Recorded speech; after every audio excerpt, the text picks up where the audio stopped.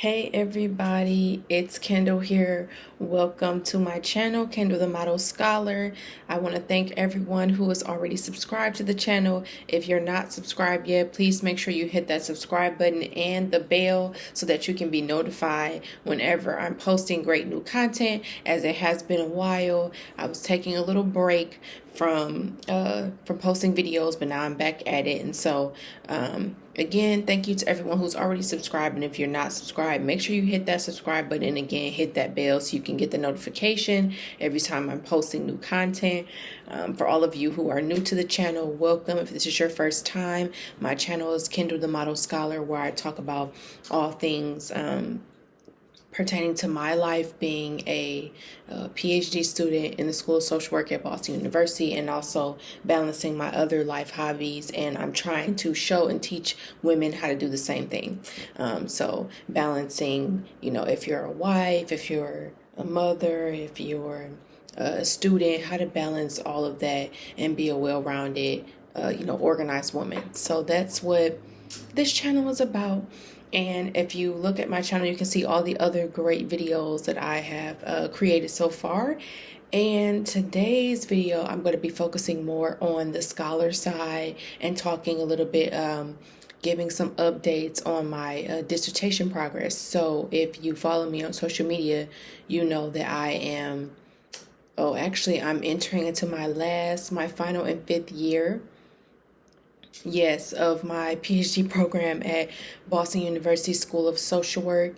I started back in 2017, and now I'm coming to the end. This time next year, I will be Dr. Morris. So it's really coming full circle. And, because of that, I like to share, the progress of the journey and where I'm at. And so right now, I'm what they call ABD, which is all but dissertation, which means that I've completed all my other requirements. That includes like classes. I've done my teaching requirements. I've completed my qualifying exam. So I've done everything. And right now, I'm just working on my dissertation, which is the final product in order for me to get my degree. So far in this process with the dissertation, I have written the first few chapters. Typically a standard like one study dissertation is going to have 5 chapters, and so far I've written the first 3, which is like the introduction, literature review, and the method section. And so the final 2 chapters, which is the results, which is where I write up the findings, then in the discussion where I summarize and reflect on the findings and talk about the implications and stuff, that's what I have left to work on. I've completed my data collection, meaning that my dissertation is qualitative, so I conducted semi-structured interviews, and I've completed all of those. Data was collected at the middle to end of last year in 2020 in the pandemic, y'all. I was still able to successfully collect that data, so that's finished. And then I analyzed the data, and I actually was able to, through my program, some funding that they provide for us for my dissertation specifically, I was able to hire a master's level public health student in BU, and she actually for the past a little bit over 2 months was helping me analyze my data, and that's finished. And now I'm pulling together all the themes that I think I want to have for my dissertation, and actually at the beginning of next month, I will have to present those findings to some of the members of my dissertation committee, in which they will give me feedback before I start to really fully write the results chapter. So that's where I'm at right now, and that is a mouthful, but that's why I kind of like to talk about this journey and share information about where I am, just to show other women who maybe look like me or don't look like me, but who are interested in, pursuing doctoral studies on, what's the process, what is it like, and all of that. And so that's kind of where I am right now. And so today I really wanted to talk about, how to choose your dissertation committee, because this is a very crucial time in your doctoral studies, and it really can make or break your, the latter half of your program. And you really don't want to, I don't want to say make mistakes, but you want to be very strategic when you're selecting the dissertation committee, because Again, it can make or break your experience. There's been people who have had to push back when they're graduating, or like extend their program longer than they anticipated because they were running into roadblocks with their committee. And so it's really important that you kind of are really strategic and intentional about how you select the committee, because that really determines how fast you kind of move through this process. So what is the dissertation committee is required in order for you to, if you didn't know, in order for you to successfully complete your PhD. So you need a committee, and each university or college or school, they have different stipulations on who can be comprised in your committee. So that's the first thing you need to do. I know for my program, BU School of Social Work, they have a kind of like a handbook for all the PhD students. And in there, they have language, and they have a whole section about the dissertation committee. And so it says that, it needs to be comprised of 5 members, and it's this is usually what it is for across all disciplines. It may be a little bit different, but it should be comprised of 5 members. You usually have a first, second, third, and fourth reader, and then you have a chair, and everyone has different responsibilities basically. And so I know for my school, the rule is that your first reader for sure has to be from your same school. And also the members of my committee all had to be tenure track. What does that mean? That basically means that these faculty members are within your university, or if they're from another university. Tenure track basically means they're on the way to becoming tenured professors. And so sometimes there are, at the different schools and universities, there are not tenure track and there are tenure track faculty. So sometimes your school may require that everybody on your committee has to be tenure track. So you need to pay attention to that, because if you try to put somebody on there they're not going to approve that.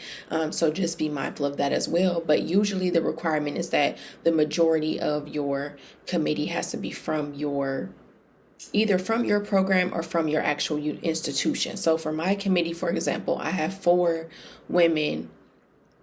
4 of the women are from the BU School of Social Work, and then I have 1 external reader because of the content or the topic area of my dissertation. She's an expert and one of the premier researchers in that area, so I was actually able to get her to be on my committee, which is a big deal for me, and it's really good. But she is from a different university, but that is allowed at my school. But again, you have to make sure you look for that information in writing. Don't just ask verbally.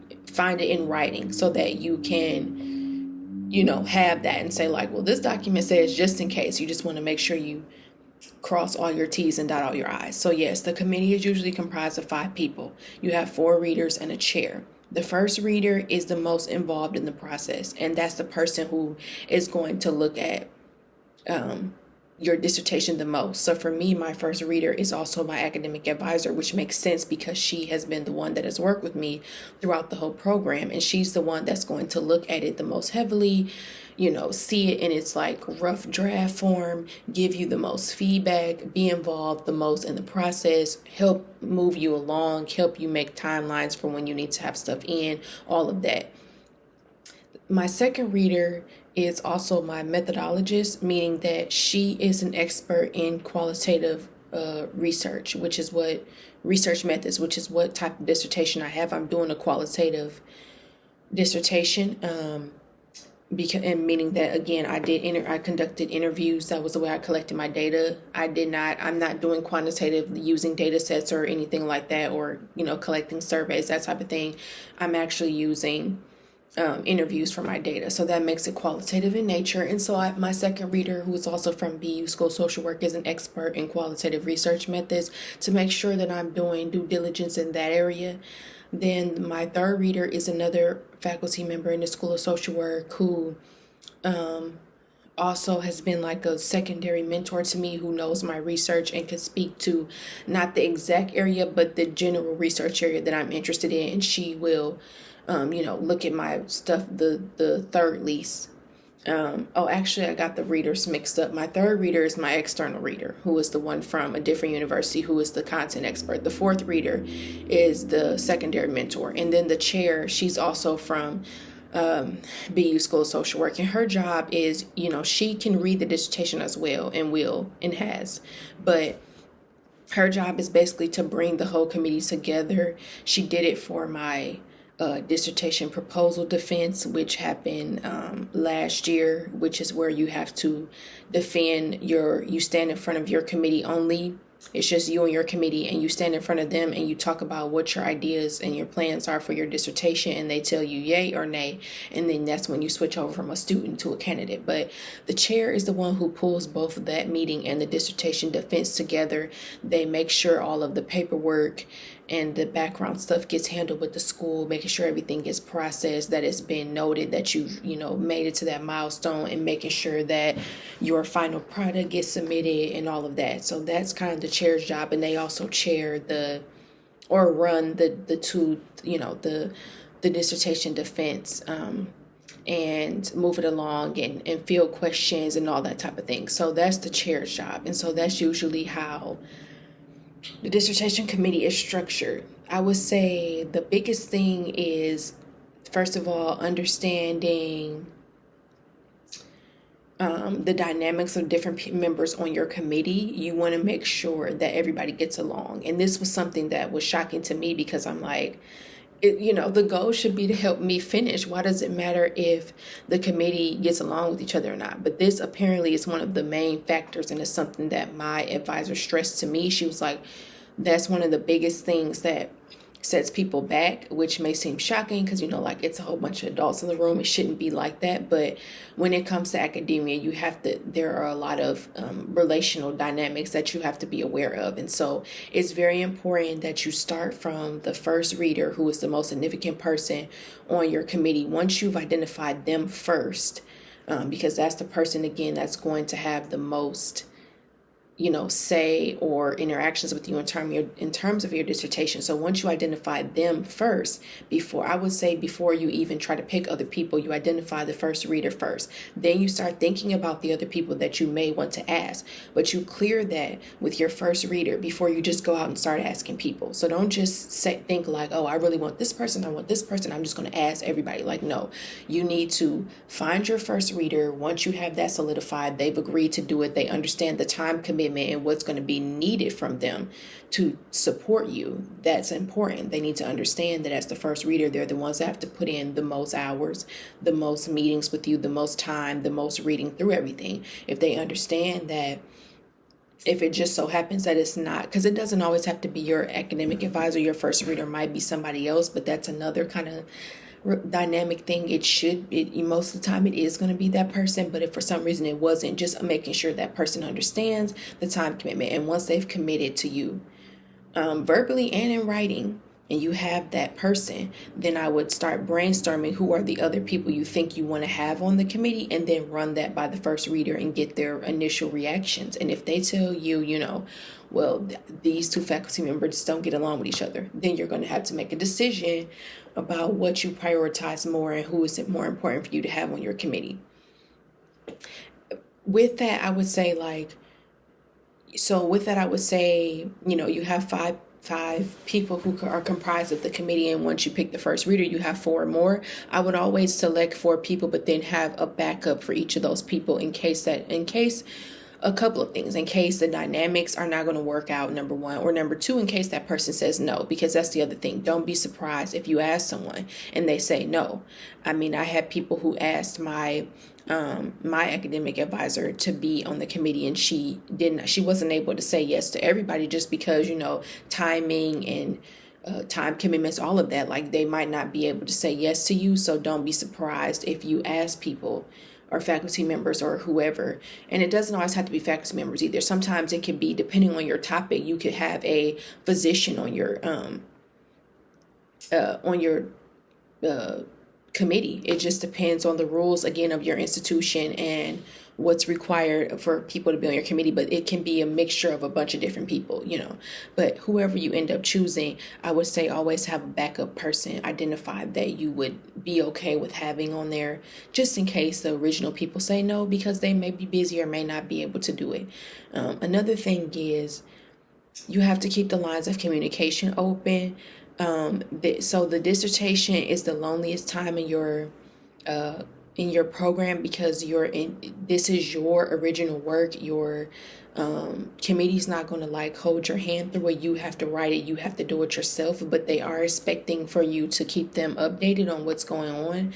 So I think like a rule is like whenever you feel like you've reached a big milestone, that you communicate that in email to your committee. And even if they don't reply back right away, or if they just say like, yeah, thanks, that's great, I think it's good to keep them informed of your progress and how things are going. You don't want it to be where there's been situations that I've seen that have not been good, where it's like the student just goes through the whole writing process and the committee doesn't have any updates. They don't know what's going on. They haven't seen your dissertation until the finished product, and then they might have issues with it, and it's like that becomes an awkward situation. So you want to make sure you keep them abreast of what's going on, and that some of the members on your committee have seen your data, your analysis, your results before you try to like finalize it, because you don't want to get to the end and to the defense and then you present and they're like, nope, we have problems with that. Like, you don't want that to happen. So always make sure that you're keeping,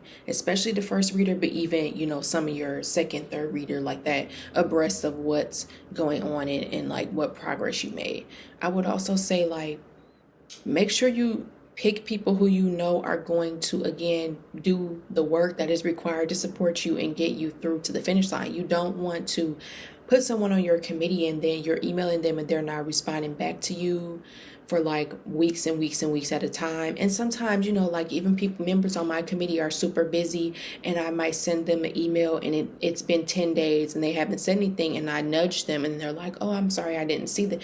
That's fine. But like if you're emailing them important updates or asking them to weigh in on something or sending them drafts of something that you wrote and you're not hearing back for like a long time, that's not a good sign. And I would say even if that does happen, don't panic.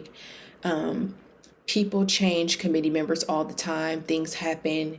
I even had someone who had to change her chair at the last minute because he ended up retiring before she was able to finish. I mean, people change readers all the time. I had one person whose first reader left and went to a different institution, and then they had to find another first reader. So, different situations can happen, and I would say don't panic, and everything can be worked out. So if that does happen to you, that's why I said you should have backups, because you never know what can happen. And so those are some of my tips of like when you're trying to select your committee members. And again, if you have questions about this process, or specific questions about your situation or any issues that you run into, make sure you comment below, and I'll be happy to answer them. And if there's other topics that you want me to talk about pertaining to dissertation writing process or any of that, or picking committees, or how to get to this point in your program, also comment below and let me know, and I will be sure to answer you back, or even shoot another video about it. And again, don't forget to like this video, comment on it if you liked it, share it with your friends or anybody else you know who may be interested or who is going through a PhD program and may be wondering what it's like when you get to this stage. Make sure you share it with them, and stay tuned for more great content. Bye.